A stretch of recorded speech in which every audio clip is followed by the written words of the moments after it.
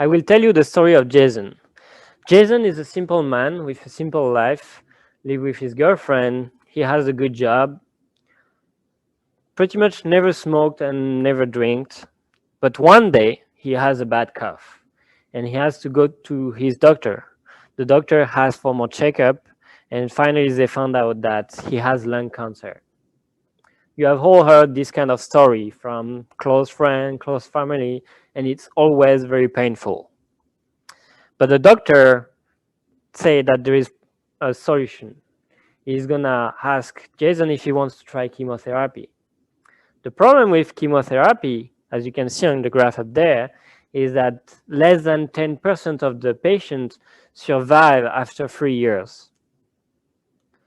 There is another possibility. You can try chemotherapy along with a monoclonal antibody treatment. Again, if you look at the result, you can see that more than 20% of the patients survive after 6 years. And in some cases, they can completely get rid of the cancer, which is amazing. This is one of the biggest breakthrough in oncology in the past 10 years. But still, there is a problem with monoclonal antibody. They are very big molecule. As you can see, it looks like this yellow protein up there, which is very big. And the bigger it is, the more difficult it is to produce. And it's expensive. If you look at the price for a monoclonal antibody treatment, it's around $10,000 a month, which is a lot. This is not affordable by everybody. So in our lab, we decided to find a way to reduce this monoclonal antibody into small molecule. So to do that, we look at the interaction between the monoclonal antibody and its targets. And so what we found that the key interaction is due to this orange peptide here, which has a shape of an hairpin. So we tried to synthesize this peptide.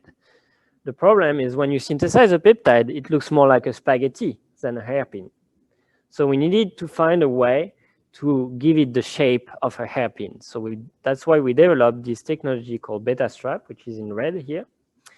And it's composed of few molecules which are interacting with each other with ionic interaction and hydrogen bonding, and help to bring together the two parts of the peptide and give it its shape of beta hairpin. So after we did that, we did a couple of peptides and tried the biological activity against the same target as the monoclonal antibody. And we found some primary results which are pretty good about the biological activity. So we hope to be able to make a drug which is affordable for everybody. Thank you for listening.